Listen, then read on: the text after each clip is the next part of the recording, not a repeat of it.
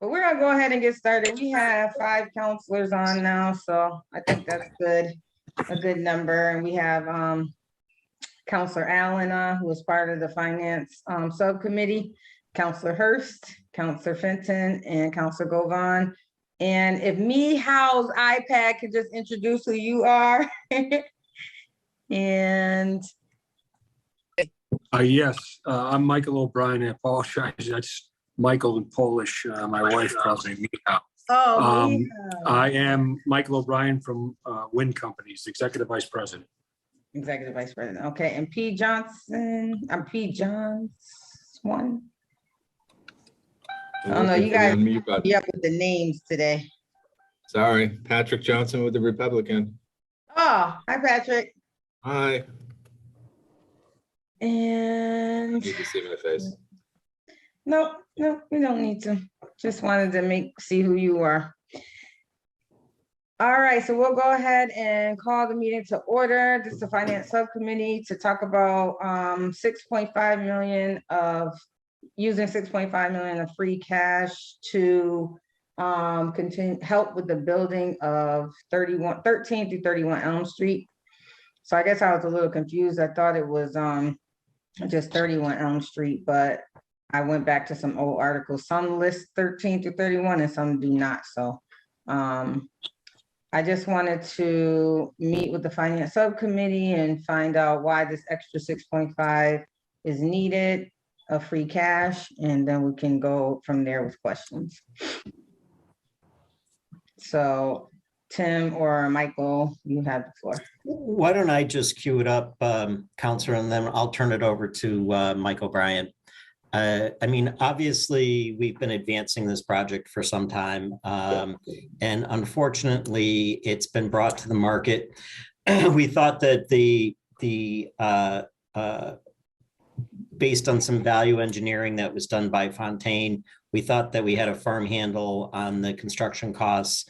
But unfortunately, this project has hit the market in the post-COVID environment where the cost of goods and construction costs have just skyrocketed. And quite frankly, there's situations where bids are going out and the contractors are, holding their bids for a period of days, not weeks, just to respond to the ever-changing escalation in costs. So that is the reality of the marketplace that we're operating in. And there was a pretty significant jump from what we thought was going to be the construction cost to what it actually came back in at, even after the value engineering had been done. I think it's important to say that the increase in the total project costs, the state is bearing a piece of this as well, and the state's participation in it would not be coming forward if the city wasn't participating as well. And the other factor to be considering with regards to this, and I apologize, I was actually on vacation when this item came to the council and therefore couldn't be there. But the other factor to take into consideration is that we haven't got time to wait for the correction in the market with the building in the condition that it's currently in. It needs to move now into full construction and rehabilitation so that we can ultimately preserve this historic gem that's right on Court Square. And with that, I'll turn it over to Michael O'Brien, who has been leading this project for the developer Wind Company. All right, thank you. Before that, I would just like to welcome Councilor Curran. Thank you, Madam Chairperson. Thank you, Tim Sheehan, Chief Development Officer. Michael O'Brien, Executive Vice President with Wind Companies. I'm remote, so I apologize if my connection cuts out. Just give me a hand signal and I'll stop and then pick up when the connection restores. I'm grateful to be here this evening to talk about 1331 Elm. I would call the project unprecedented, at least from my perspective, in some 35 years in both government and business. To the City of Springfield's credit, it's a community endeavor. And I've never had this many partners on a project ever. And I would say that there's strength in numbers. I've been personally involved in driving this project for 8 years, working side by side with a talented city government, Mayor Sarno and his team, as well as full engagement of the city council over that period. But just keep in mind, this is a partnership between the city, the Commonwealth, the State Historic Tax Credit Program, the Federal Historic Tax Credit Program, Mass Housing Finances,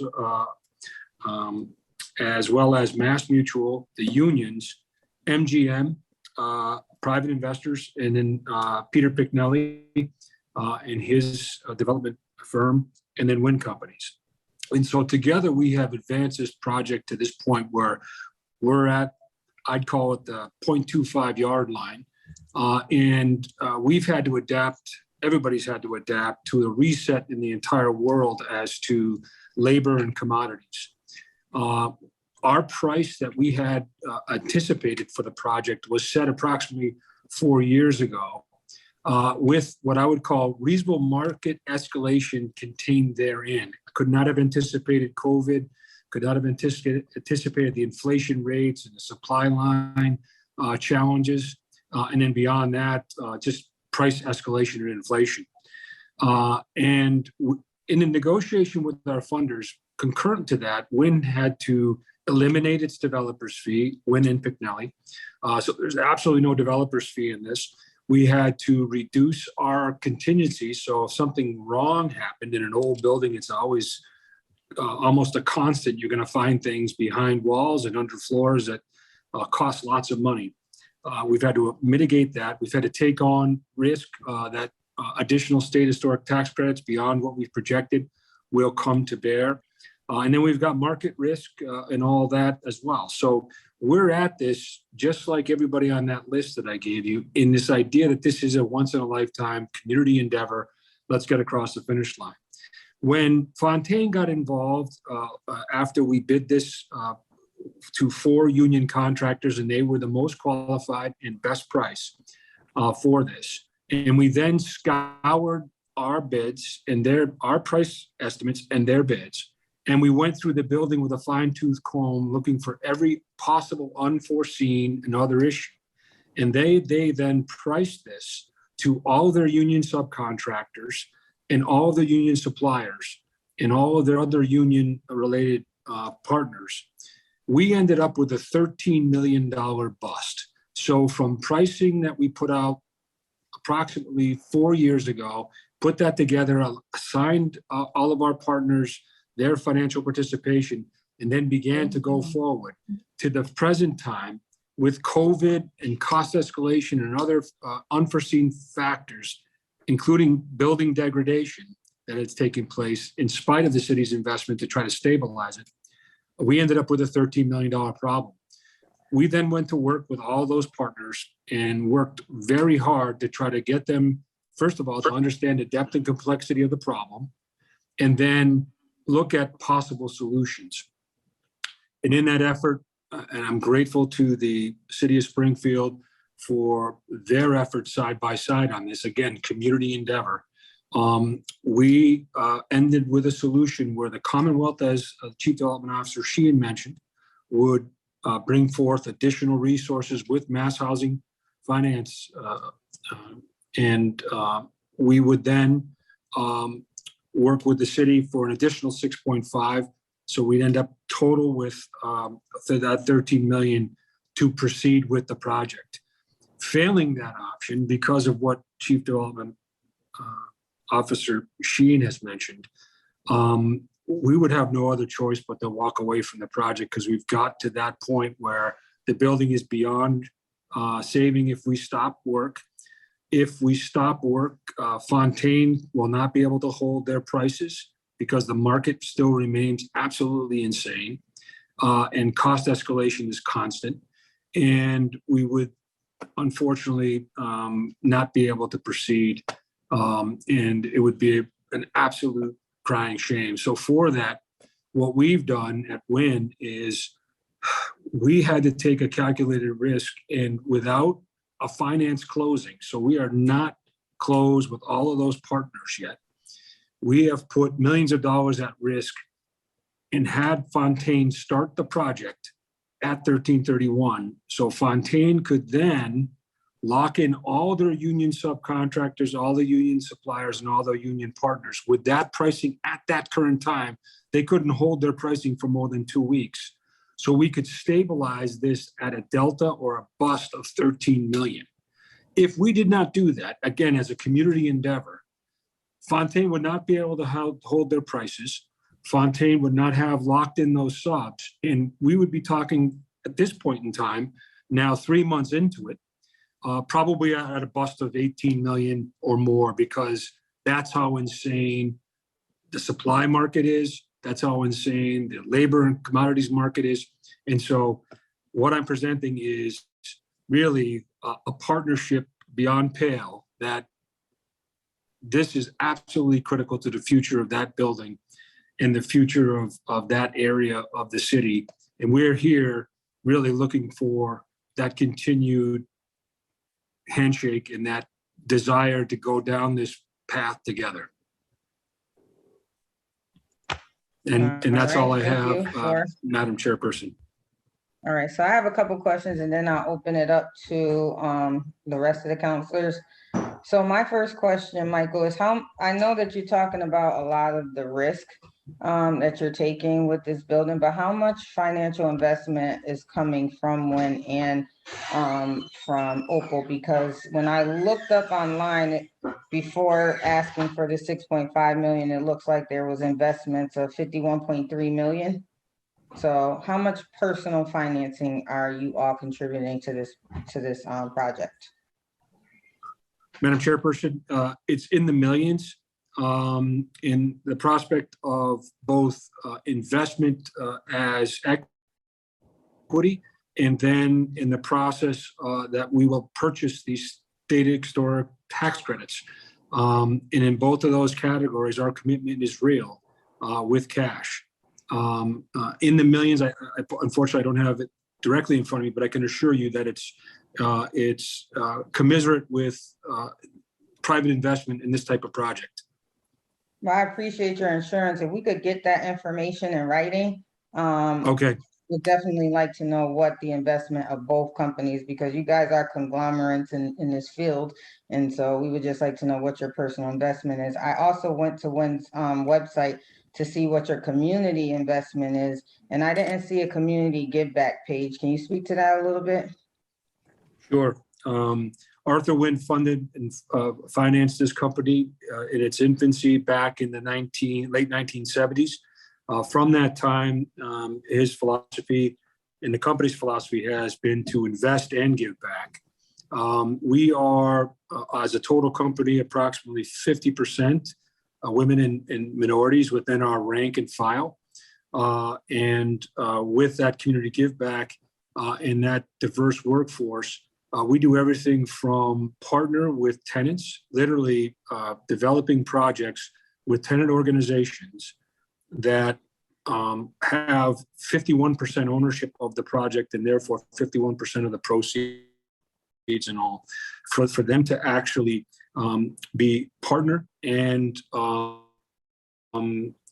landlord, where we are in a supporting role where their tenant organization helps formulate budgets, prepare the community for renovations and activities associated with that, in everything from community activities to education and other resources.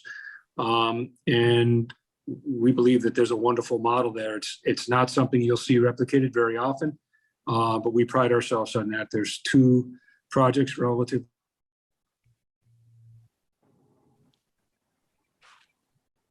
Boston. I think we lost you. Both of them You said fully it's 2 dilapidated. You said it's 2 2 projects. 2 projects in Boston. One is, 2 projects in Boston. One is Castle Square, where the tenants own 51% of the.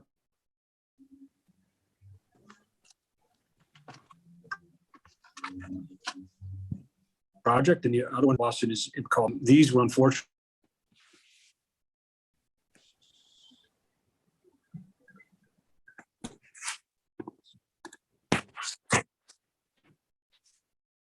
All right, well, we lost him. Wait till he comes back.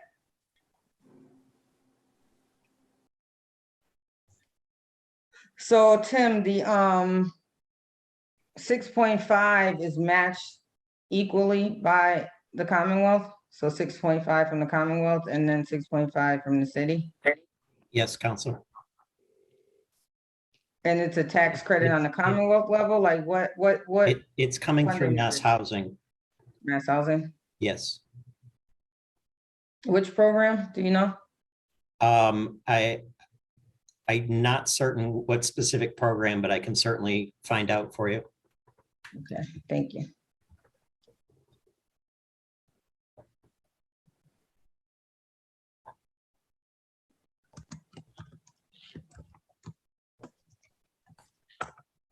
Does any Just to of us give have you, questions for Tim while we wait for Michael to return? Oh, here he comes. just to follow up on that last answer, it was coordinated with state administration and finance and mass housing. So I'm not certain if A&F actually provided additional capital to mass housing to invest.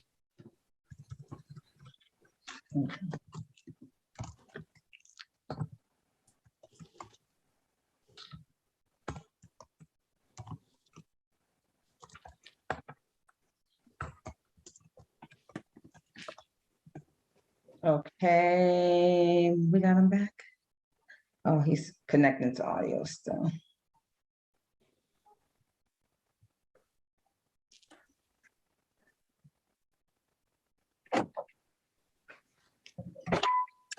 Does any counselors have any questions for Tim while we wait for Michael's iPad to join? Tracy, yes. Mhm. Go ahead, Tim. Okay. Tim, when did you go to the state on this? The discussion on the gap with the state started a few months back. What, how come you waited so long to tell us?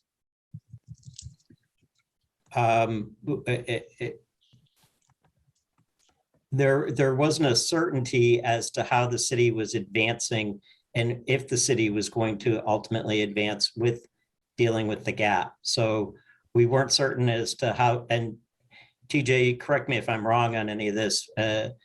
We had yet to identify any funding source, but clearly we could have certainly brought the council up to speed as to where the project was with regards to a gap. Yeah, I mean, early communication always helps. You wouldn't get that question from me. That's clearly we're out of the loop kind of question rather than talking about the substance. If you knew when you went to the state, you should have come to us at the same time and given us the respect of knowing what's going on.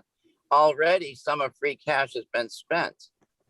There's still a lot of money in free cash. I'm not going to say there's not, but already some has been spent through tax relief, etc. And it's just better before you make spending decisions to know what else you're going to be facing. So that put me off a little bit at the lateness of finding this out by our own team. My second question is, once I get over that, is what are the other options within the project team of all the different partners of additional funds? I understand. I heard Michael's description of what a massive partnership this is, and there's so many partners, etc. Did you examine the possibilities of other partnership? Other people contributing $100 or whatever. I'll let Michael address that. There was a determination to go and seek additional resources through additional state historic tax credits, and I'll let Michael explain where that ended up. Michael is dropped again. He is having some technical difficulties today. Okay, well, The sum and substance of that is ultimately, and I think, Counselor Allen, it's pretty well understood that the participation of all the parties that were in this agreement, it took a lot of effort to bring them to the table at the numbers that they were at. But they did try to gain additional equity through historic tax credits and were unsuccessful through additional historic tax credits. so what would if we put in 6.5 million from the city, or guaranteed 6.5 million, however it turned out, what would that make our total commitment? That What would if we be, put in? that would be what if we- combined with the 4 that was previously invested in terms of the stabilization of the building prior to their acquisition. So we're into it for 4. I'm driving, so I don't have any documentation in front of me. Sorry. So you would have, So that would it would be 10.5. 10.5 million. Yes. And what does that make the state?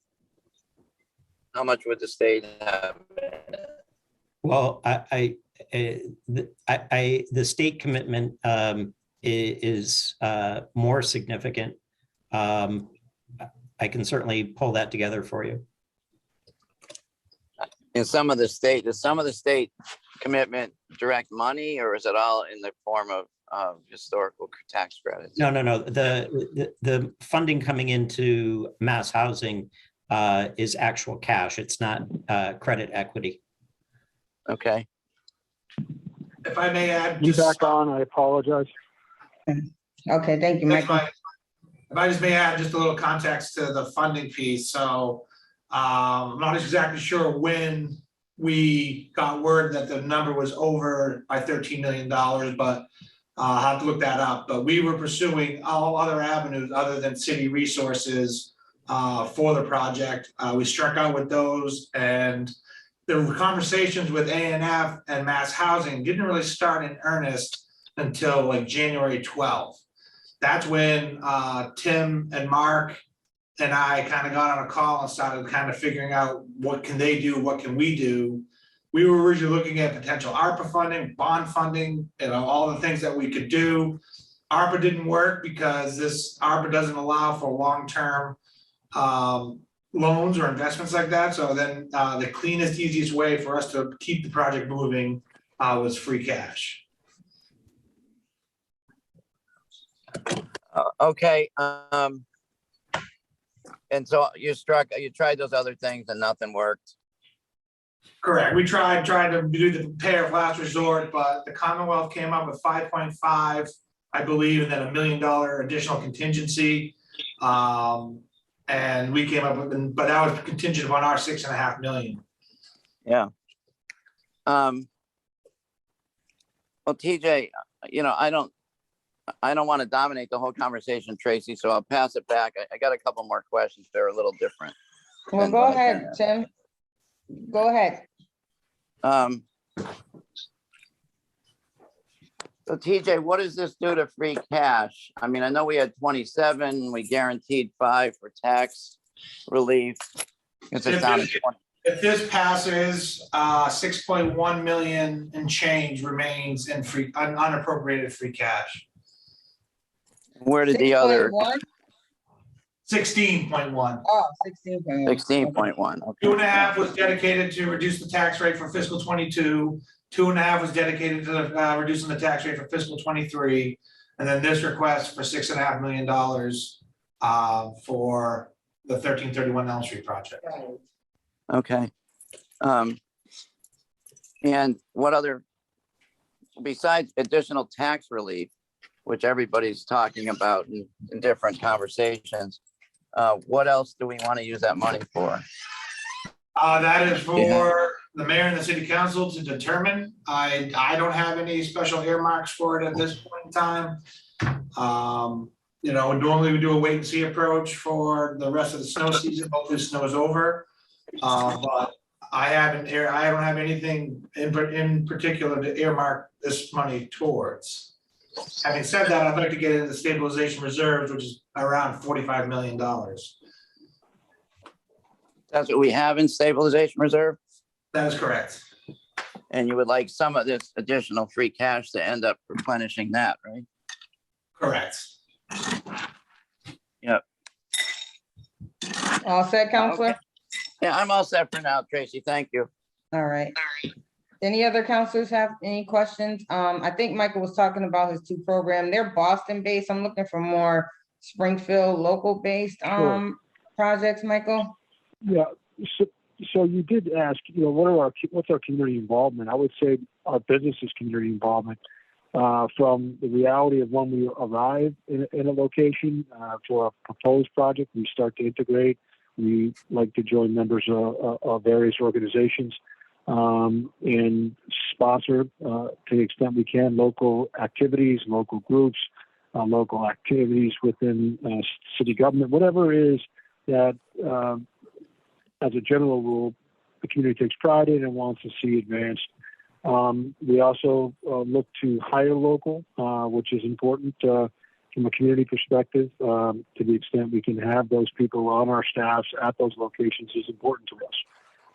We donate to local agencies.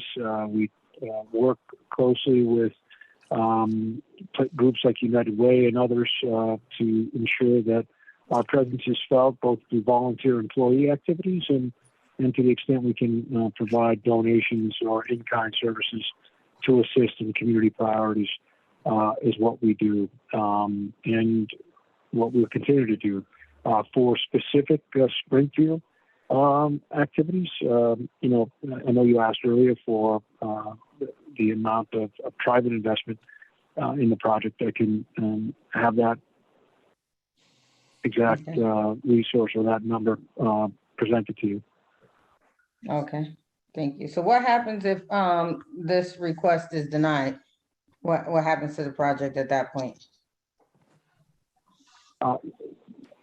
And never to say that we wouldn't find and exhaust everything possible, but it's just my nature and our nature and the team, this community group that's come together to try to make this project happen.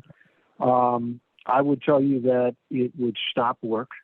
So Fontaine's out there right now. Wynn has put millions at risk of our own resources to get the project started while we try to work through these issues because we want to hold that pricing structure from Fontaine. The project would stop. We would likely have to shut it down. And then cost escalation, damages for shutting the project down, for subcontractors, for Fontaine and others would come to bear, and we would be in what I would call a death spiral for 1331. And never to be inflammatory, I just want to be honest, that's where we're at. After 8 years and lots of hard work, we're in this challenge, and our hope is we can solve the challenge together. If not, then I think it breathes its last breath of air, and 1331 Elm will just be a victim on a waste heap of history. So over the past 8 years, what has been done to the building? You've had the building for 8 years, is what you said, right? So what has been done besides the $4 million that was given from the city to stabilize it? I think that's what Tim said. What additional things have been done to the building from the developer standpoint? Counselor, if I might, they have not had the building for that period in time. They have yet to close. So the building's been owned by the SRA. The SRA? Because I Yes. thought it was transferred over like 8 to 10 years ago, or it was misquoted in the paper, because that's what I read. No, it has yet to close. As Mr. O'Brien was indicating, we entered into an agreement to allow them to begin work on the project, just so that we could ultimately keep everything stabilized in terms of the costs. So they have been going into the building doing work, but that's recent activity. And the property is still owned by the SRA. It's still currently owned by SRA? Okay. Counselor Hurst? That's right. That's right. Still owned by the SRA, and through, again, that community-based kind of we're all in this together approach. We worked closely with the city and the SRA. They granted us an access agreement. We signed the contract with Fontaine without having all these funds assembled and having these contracts and bank financings closed. And so, as I said earlier, our money's at risk, millions of dollars. We've got Fontaine working out there. And that work, to the Chief Development Officer's point, is additional stabilization work. We're working fast with Fontaine to prevent any further degradation, as we did lock in their contracts and prevent any further cost escalation back in December. Thank you. I'm just gonna be completely honest. I'm gonna have a hard time approving this item because we also have taxpayers in the city of Springfield that has gotten increases to their tax bills. And during the process of us setting a tax factor, I asked for additional 5 million of the same bucket of money to go to relieve the residents in the city of Springfield. And that, this is no fault of yours, Michael, but that request wasn't even negotiated at all with the mayor. Well, I'm not gonna say that he didn't talk to us, but he may have talked to TJ, but there was no negotiation, no wiggle room to give relief to taxpayers that just cannot afford their bills. So this one really is a tough decision for me, and I'm only speaking for me, not on behalf of the entire council. Councilor Hurst? Yeah, thank you, Madam Chair. I feel like this is the second time or the second meeting that we've had on this particular issue. And so I guess I'm going to ask Mike Fenton, correct me if I'm wrong. I feel like we had a meeting at City Hall on this issue, and I feel like it was coming on the tail end of a labor meeting that Councilor Davila had. And I think everybody was celebrating this project like 2 or 3 or maybe even 4 years ago because they had incorporated the unions into it, which oftentimes doesn't happen in the city of Springfield. And so I just want to make sure that this is the same project and that I'm remembering accurately. Now, I totally agree with Councilor Whitfield. I just, for some reason, I felt like it was done at that point in time. But maybe we hadn't approved the money and it hadn't gotten to the point where we had approved the money. And so now we're in a completely different financial situation. Everybody's complaining about the taxes, among other things. And then we're sitting here now having to allocate $6 million that everybody was so excited about 4 years ago. Is that accurate, Councilor Fenton? And if not, can you just speak to this at all? Is it Michael O'Brien you'd like to respond, or No, Councilor? No, I was Councilor Fenton. I think was the one that held the meeting, if I remember correctly. That's I'd be happy to respond through the chair if that's okay, Chairman Whitfield. Sure, go ahead, I'm sorry. Sure. Thank you. So let me just keep my hand tracking here. Okay, so this project, part of Councilor Hurst's recollection is correct. This project's been going on for a very long time. And to go back even further than what Councilor Hurst was just referring to, I've been involved in working on this project since the MGM market rate housing commitment had several different iterations. You may recall that MGM's prior commitment for 50 plus market rate units was originally supposed to be where the current hotel is on the corner of Howard Street Extension and Main Street. The reason that the hotel ended up in that location was because of the elimination of the glass tower, which was proposed for State Street. When that happened, the hotel went to Howard Street, and as a result, there was nowhere within the MGM footprint and the overlay district to put the market rate housing units. And so thereafter, for a period of about 3 years, there was a search and several extensions approved by the city council to allow for MGM to look for a site that was outside of the casino footprint for their market rate housing. At one point, the city had conveyed the real estate at the former school department building, which recently we had another deliberation on, which was given to Mr. Pulsifer. We previously conveyed that property to MGM, and there was a big announcement with Mr. Hornbuckle. And at that time, Councilor Hurst, there was extensive discussions about making sure that this market rate housing MGM was to build was going to be pursuant to a project labor agreement with the unions. So subsequent to that, MGM was ready to proceed in earnest with that site, and the city and other stakeholders went to MGM and Mike Mathis at the time, and we said, maybe there's a better way to spend that money than investing a portion of it into a site that is otherwise likely to get developed. And turns out that was true, because Mr. Pulsifer is doing it as we speak. And ultimately, MGM agreed to commit 16 plus million to the Court Square project, which is still a portion of the funding mechanism to make this deal work. So there was an announcement about that. There was an amendment to the host community agreement. I held probably a half a dozen committee meetings on the subject, and we celebrated it. Subsequent to that, Mr. O'Brien and others worked on the pro forma for the site, brought in other funding partners, including Mass Housing, Mass Mutual, a in-kind contribution from the city, including the building itself, and then the $4 million funding that we announced back in 2020. So that was about a year and a half ago, I think, Councilor Hurst, and maybe even close to 2 years ago. And there was an event that we had outside of Court Square celebrating that announcement. And I don't want to, I'll let the developers sort of fill in here if there's more details, but then COVID hit and all of the planned construction for that site was largely halted while we were in a national and international crisis. And as I understand, now that we've sort of emerged from this with more certainty in the labor and product markets, the prices are way out of control compared to what they were. And so the celebration that we had then, based on an expected start and an expected funding schedule, that start couldn't be honored.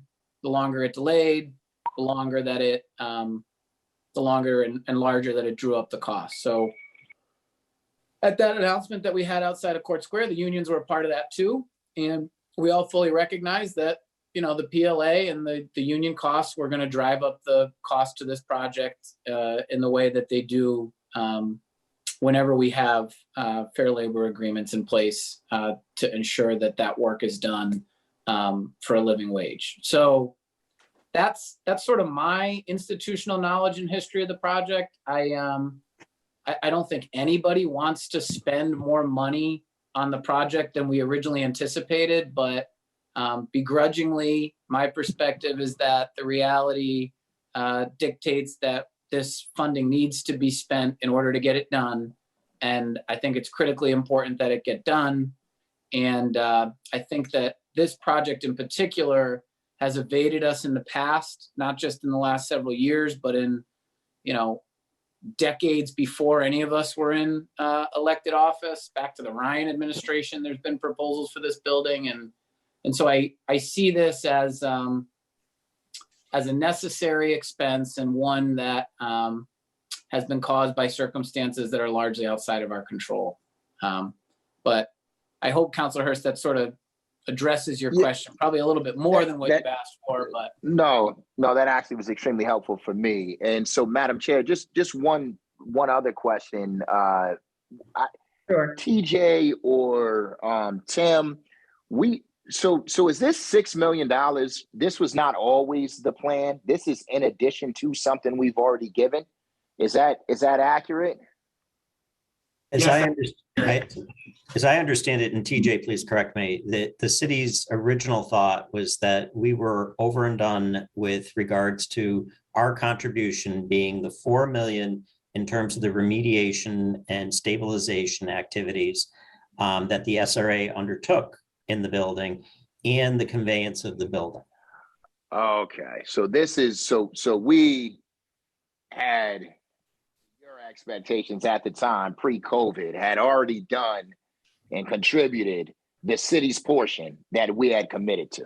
And so I guess my question is, at what point in time did folks come back and say, hey, we need more money, can you give us more money? When I think When was that's the That's schedule just- that we. that's now. Okay. Okay, so I did not realize that this was in addition to what we had already committed. So I guess maybe it's to the developer. What is everybody taking on additional costs? And I guess how does this 6 million factor into what everybody else is taking on? Now it seems like a little bit much to me. Through you, Madam Chairman, to the council, what I would say is what I had mentioned earlier, the cost increases are $13 million. Of that 13, so hard construction costs from what were projected costs approximately 4 years ago before COVID, of around $36 million. And we had built in reasonable market escalation into that $36 million. So we anticipated by the time we were able to start that we would have the dollars necessary to undertake the project. The pandemic hit, and the hard construction costs, that's the hammers and the new windows and all the things that go into Fontaine's effort out there and all union projects, have now gone to $49 million. Of that $49 million, we went to any other possible source in order to make up those funds, including conversations about the possibility of additional state historic tax credits. Unfortunately, none of those other sources were able to stand up or stand tall in the reality of this challenge. And the Commonwealth in the city, and those that were at the table, were able to assemble that 13 through an additional commitment of approximately $6.5 million from the Commonwealth and the state, and then $6.5 million from the city. The $4 million that the city thoughtfully expended on the building while the SRA still owns it was because the building was in imminent danger of complete failure while we were continuing to work. The building had been vacant and abandoned for approximately 30 years with little or no investment, while Mother Nature and the forces on engineered buildings like that over time, they lose their integrity. And but for that $4 million worth of investment, we wouldn't really be talking about 1331 Elm because it would have failed. But now we're still seeing that continued force on the building. And part of the reason is our goal is to finally get this across the finish line because that potential of it just being beyond repair and this current structure of how to get it finished once and for all done. If this doesn't happen, then I fear that that's what we'll be left with is building that's going to fail and no way to catch the cost to prevent it from failing. Got it. And so, Madam Chair, the only thing that I would just close by saying is this is an excellent opportunity to really push the administration to do something more for the citizens of Springfield as it relates to anything that the city council would like to see. I would imagine that they want to see this project done, which is why they've already committed to giving that $6.5 million to this project. And I think in return, we need to see what the game plan is going to be additionally for the taxpayers, because you're right, this is going to be hard to explain. I didn't quite realize this was an additional $6.5 million. And especially right now, it's going to be hard to explain. And I don't think it's anybody's fault, but if the city is stepping up to do more for this particular building and project, then they need to explain to the taxpayers what it is that they plan on doing for them in return. Thank you, Madam Chair. Thank you, Councilor Hurst. I agree 100%. I feel like when it comes to the residents of the city of Springfield, and I know this property will help the residents of the city of Springfield as far as housing go, but not really so much for low income housing, but for market rate. Folks, I think there's a low income factor of 20% of the housing or something, but, or 80%. Can you explain that part, Tim? Shan? Yes, there's a percentage of the project that is deed restricted. Deed restricted? That's correct. What does that mean? There's a total of 74 units. 15 units will be workforce housing. And that means it's approximately for incomes between 80% and 120% of a median income for Springfield. In essence, off of a market rent, it's going to reduce the rent of those 15 units probably by $200 to $250 less expensive. The units will be identical to the market rate units, but they will be priced for workforce. And deed restricted means that for a minimum of 15 years, they will be at that structure. Okay. Okay. So what I was saying is that, like, when it comes to the residents of the city of Springfield, there was really no negotiation on reducing their tax burden, and while this project is important and it may cease, I would like to go back to the drawing board with the administration to find out what we can do to give some relief to the taxpayers in the city of Springfield, because this free cash in essence is taxpayer dollars coming from taxpayers of this city. And so they're not millionaires, they're not billionaires, they might not even make $100,000 a year, and yet we don't want to reduce burden, but we want to get 6.5 million to a market rate housing project, and you will benefit all of the rent and the proceeds that come from these units. Is that correct? You and your partnership? We are under agreement that 25% minimum of our cash flow. So say on an annual basis after we close the books, 25% of that will go to mass housing and our investors as payment against these loans. Yes, payment against the loan. So you're paying them back. So I can understand why mass housing would want that investment as well. Councilor Allen? Yeah, thank you. Two final questions, I believe. One is, if we approve this coming Monday or soon thereafter, what's the project schedule and what's the guarantee? I know guarantees are tough words, but when is the likely completion date? Sure. Thank you, Councilor. Through the chairperson, the project will close likely sometime mid-April, and that would put all the resources to bear of the total project. Right now, we're just at risk with Fontaine working out there on the SRA building, stabilizing it. And with that, project will continue to have Fontaine working on it in earnest. We expect the building will be complete by summer, I'd say July of 2023. It could drift slightly into the early fall. But the good news is by us signing the contract with Fontaine and them able to have placed orders, some of which are now 1 year lead times to get material, all those orders have been placed. And so all that will facilitate us being able to adhere to the schedule that I just mentioned. Okay.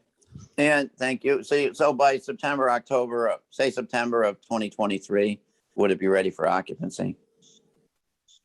That's correct. We'll start pre-leasing next summer, advertising, working with local stakeholders and getting the word out. And that pre-leasing will start. We'll probably have a model unit by that time. And then by September, we'll have the building. And I would imagine the day we ribbon cut it, it'll be 100% leased up.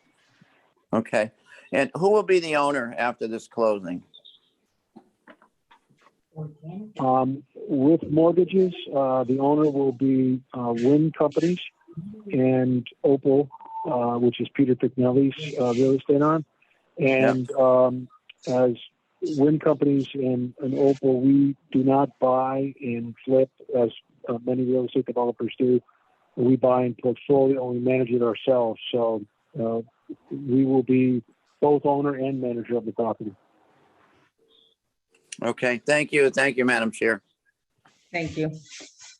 Thank you, Tim. I think the final question that I have is who's currently paying Fontaine Brothers to do this work? Is it the 4 million of city money that we already committed to? I'll take the No, first piece of that, Mike. Okay, Mike, sure. the $4 million that was allocated to do the work on the building prior to the transfer to the developer, that money has been fully expended and that work has been completed. We have, the SRA has not processed any payment for Fontaine and we have no agreements with Fontaine. Okay, so that's Yes, all that's correct. coming from. The money paid from the developer, from both wind companies and Opal. We're pre-funding the work so that we could lock in the contract and the pricing prior to any finance close because it is that important for building stabilization and cost stabilization. So we're funding that right now, and that's in the millions. Okay, well, you heard my point on where I stand and how I feel personally.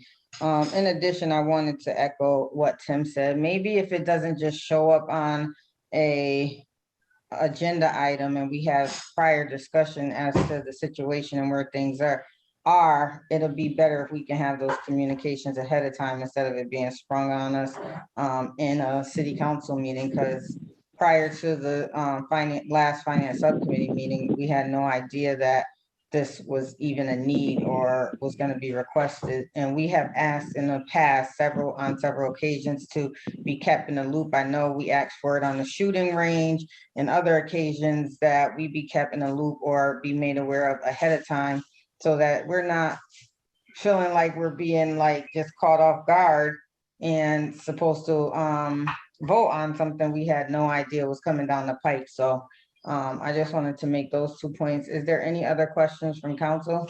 Counselor, if I might, I would just say that point is duly noted on my end, and I apologize Thank for you, Tim. just dropping the ball on that. Thank you, Tim. Any other questions from any other counselors? Counselor Curran, did you want to say anything?